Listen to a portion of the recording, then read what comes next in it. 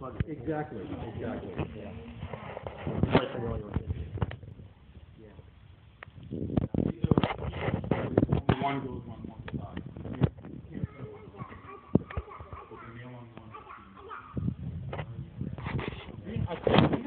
Thought of everything. You really did a bang-up job. I really am impressed with your work. So in any case, this thing is pretty straightforward and self-explanatory. Main power control actually for this whole thing is on the side. When that's off, there's no power going to anything on the inside. When that's on, there actually is relay power in there. So you turn this on, assuming you've got vacuum line lead or pressure. Can you turn the pressure on? So the main power switch is here. Obviously your e-stop, your emergency stop is here. And if you push that in, everything stops. And then you've got to pull it out to restart. There's two modes. There's auto mode, auto cycle mode, and stop mode. When you're in auto cycle mode, that eye sensor, wherever you've positioned it, when there's a jar in front of it, will do a dispense. So I'm going to tell you guys now, you'll do it 1,000 times, like Eileen did. You dump a whole slew of it on the conveyor. It drives you crazy. It drives you absolutely crazy. The easiest way to avoid that is press this at the beginning of every cycle, and just make sure you have a jar under there before you start moving, because you're going to do it. And it's a pain in the butt to clean up peanut butter. Yeah, can't imagine. It's just a pain. Anyway, the conveyor power is on and off, and I've got this right now matched to the speed of the other conveyor. And the other conveyor, the main conveyor, is the key speed because of the intercom sealer, so set that first. So keep the power on, and then generally use this conveyor speed to adjust it based on how fast this is going by, and I just match it up.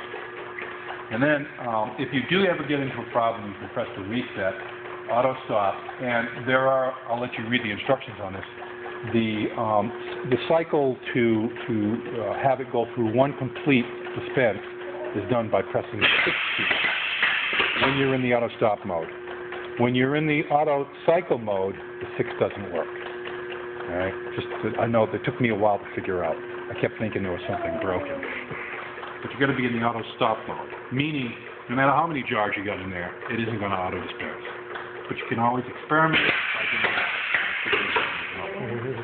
And that's pretty much it. There's really nothing else that goes with this.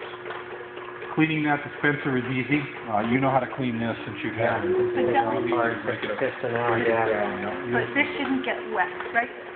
This part don't get wet when you're cleaning it. Because you don't want to get water in there. So then the other thing is these positions are extremely important. It took me a while to figure out what position. As well, this height. I find it as close as possible to the top of the jar is where you want to be with this. So that when you do a dispense, it goes down the middle and then it doesn't touch the jar edges. You don't want any fluid on the top of your edges because when you're going to seal it, it's going to seal properly. So this position is done with this rotation here set by here, and this rotation here set by here. Those are the two freedoms of movement. And you can indeed center it on the jar, and it works perfectly. And then these two fingers are adjusted both distance in and out with this, and distance left and right with these switches, or these locking mechanisms here. That's it. The magic's there. And there's a mechanism, a stopper mechanism inside that filling? There's a positive nozzle in there. That's right. So this pressure valve basically closes this off. It opens it and closes it with the pressure from these two sides. Got it.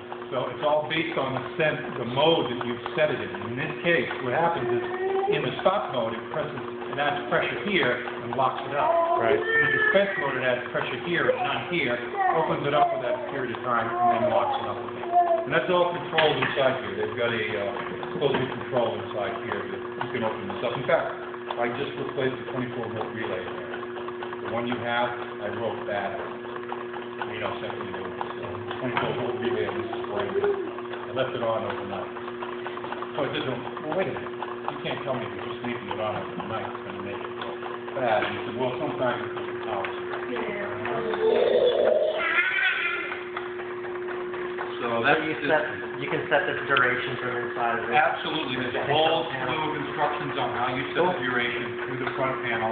The default is perfect for us, 16-ounce jar, and in fact, it works with our 9-ounce jar too, because the volume is set over here. Yeah, you can delay. see the volume here. Right, so the delays are based on your conveyor. Mm-hmm. The suspense is based on your volume conveyor. Right. And what you can play with is the speed of the suspense. Yeah. With both this stuff here That's and some of the internal controls here. right. And again, it's pretty self-explanatory and it's pretty minimal. Controls. Oh. Careful.